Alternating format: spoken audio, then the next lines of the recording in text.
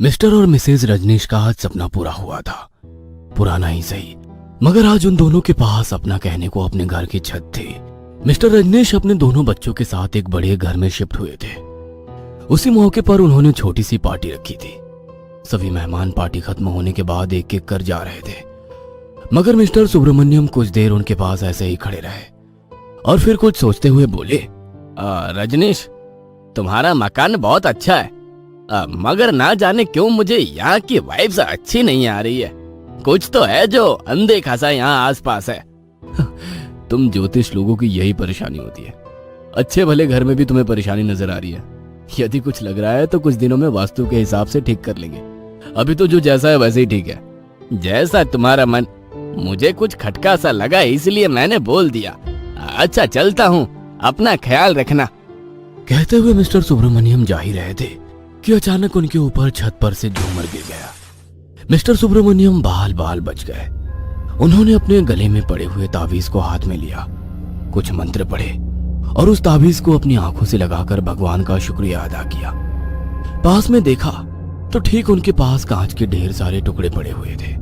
उन्होंने आंखों के इशारे से मिस्टर रजनीश को अपने परिवार का ध्यान रखने के लिए कहा। वो अपने घर निकल गए।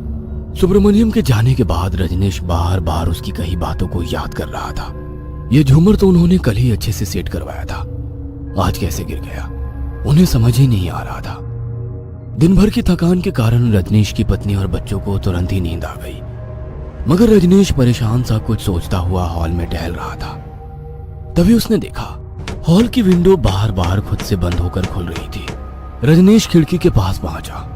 वहां पर हवा का नामो निशान तक नहीं था। फिर खिड़की का पल्ला क्यों बार बार हिल रहा था। उसने कुछ पल सोचने के तुरंत बाद खिड़की बंद की और हॉल में रखे रॉकिंग चेयर पर बैठ गया।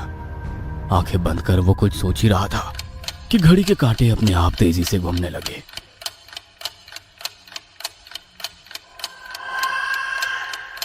आवाज से रजनीश का ध्यान घड़ी की ओर गया तो घड़ी के कांच में उसे एक साया नजर आया। रजनीश ने घड़ी के ऑपोजिट डायरेक्शन में देखा तो वहां पर कोई नहीं था। तभी उसे कमरे में किसी की चहलकदमी की आवाज आई, साथ ही किसी छोटे बच्चे की आवाज भी आ रही थी। वो उस आवाज की ओर धीरे धीरे जाने लगा। आवाज हॉल के पर्दे के पीछे से आ रही थी। उसने एक झटके से पर्दा हटाया तो वहां पर एक गुड़िया थी। गुड़िया रजनीश को देखकर तेजी से पलके झपकाने लगी। वह धीरे धीरे रजनीश की ओर बढ़ने लगी। उसे अपनी तरफ बढ़ते देख रजनीश की चीख निकल गई। वह डर कर पसीने पसीने हो गया। रजनीश की चीख सुनकर उसकी पत्नी मालती हॉल में आई। क्या हुआ रजनीश, क्यों चीख रहे हो? रजनीश बहुत डरा हुआ था। उसके मुंह से आवाज भी नहीं निकल रही थी। उसने मालती को इशारे में वो डॉल बताई। क्या हुआ, क्या कहना चाहते हो? वो गुड़िया खुद ही चल रही थी। इसके पास से आवाज भी आ रही थी। फेंको इसे घर से बाहर। रजनीश की बात सुनकर मालती जोर जोर से हंसने लगी। तुम भी ना रजनीश, लगता है सुब्रमण्यम भाई साहब की बातें तुम पर गहरा असर कर गई हैं। ये तो चाबी से चलने वाली गुड़िया है। आज ही मेरी बहन मनीष के लिए लाई थी। लगता है इसमें चाबी बाकी रह गई है, इसलिए चल रही होगी। वैसे तुम इतनी रात को हॉल में क्या कर रहे थे? सोना नहीं है क्या? कल सुबह वैसे भी बहुत सारा काम है, पूरा घर सेट करना है। चलो चलकर सो जाओ। कहते हुए मालती रजनीश का हाथ पकड़कर उसे अपने साथ कमरे में ले जाने लगी, मगर रजनीश पलटकर उस गुड़िया को ही देख रहा था। वह गुड़िया भी उसे देखकर हंस रही थी।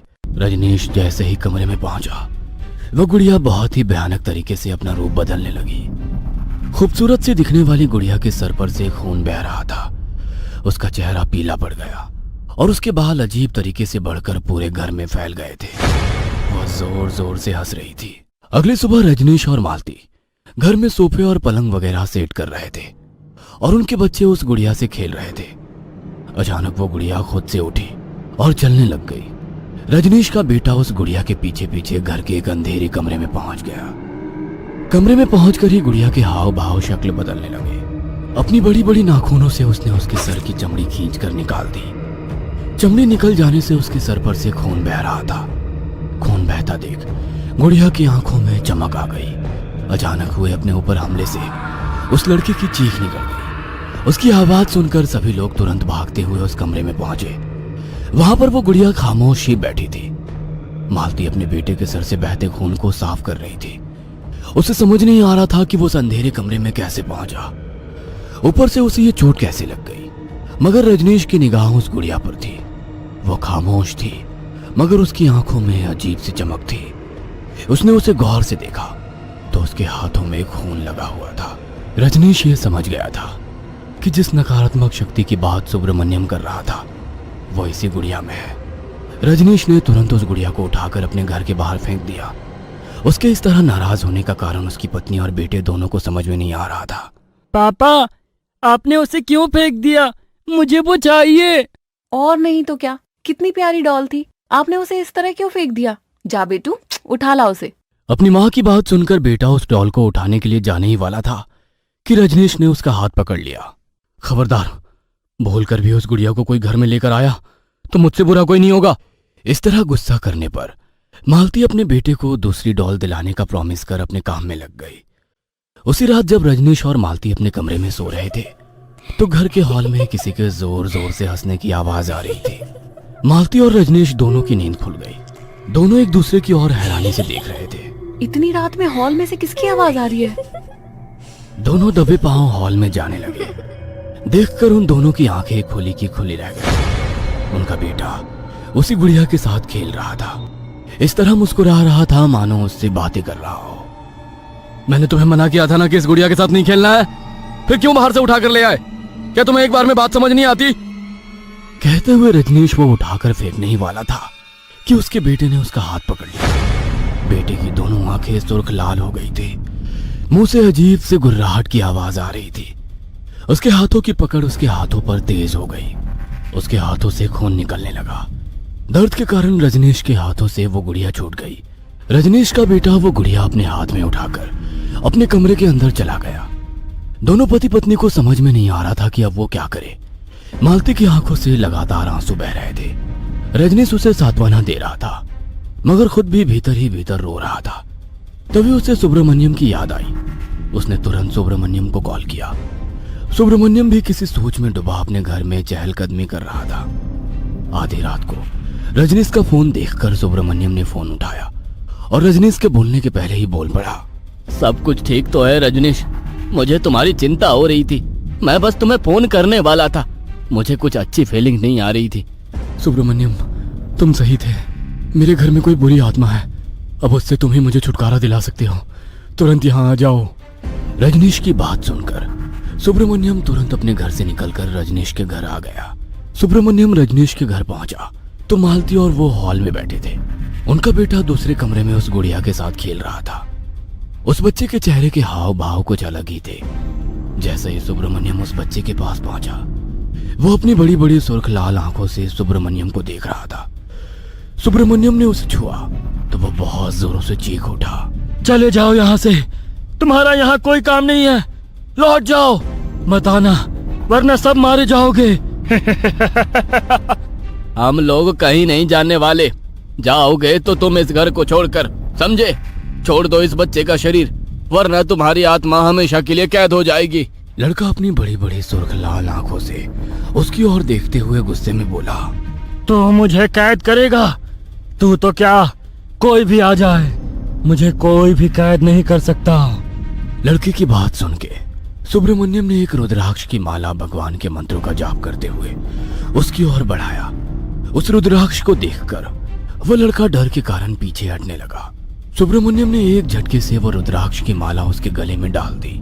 लड़का पहले तो बहुत तेज चीखा चिल्लाया, फिर तड़प कर बेहोश हो गया। मालती अपने बच्चे की ऐसी हालत देखकर लगातार रोई जा रही थी। भाभी, आप परेशान ना हो, अब सब कुछ ठीक हो गया है। रजनीश, इसे अपने कमरे में सुला कर आओ। रजनीश जैसे ही अपने बेटे को उठाने के लिए आगे बढ़ा, वो गुड़िया उसके रास्ते में आकर खड़ी हो गई। उसके बिखरे हुए बाल, सर से आता हुआ खून उसे बहुत ही भयानक बना रहा था।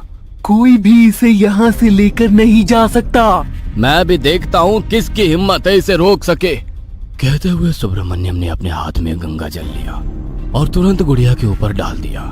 गुड़िया गेट के पीछे हट गई। अब सुब्रमण्यम लगातार मंत्र उच्चारण कर रहा था और गंगा जल गुड़िया के ऊपर डाल रहा था। छोड़ दो, मुझे जाने दो। अब तुम कहीं नहीं जाने वाली। हो सकता है यदि तुम्हें ऐसा छोड़ दिया तो तुम किसी और को परेशान करो, इसलिए अब तुम्हारी मुक्ति ही एकमात्र साधन है। लगातार मंत्रोच्चारण से वह गुड़िया कोने में बैठ गई थी। फिर सुब्रमण्यम ने उसके ऊपर कपूर डाला और थोड़ा सा घी और उस गुड़िया में आग लगा दी। गुड़िया धो धो कर जल रही थी और उसके अंदर से एक साया निकलकर अनंत में विलीन हो गया। रजनीश, अब कोई खतरा नहीं है, तुम लोग इस घर में आराम से रह सकते हो। Thank you so much Subramaniam. दोस्तों, कैसी लगी आपकी हमारी कहानी? अगर अच्छी लगी हो तो वीडियो को लाइक, कमेंट और शेयर करें। साथ ही हमारे यूट्यूब चैनल रोमांचक कन्या को सब्सक्राइब करें और ऐसे ही हॉरर स्टोरी देखने के लिए बेल आइकन दबाना न भूलें।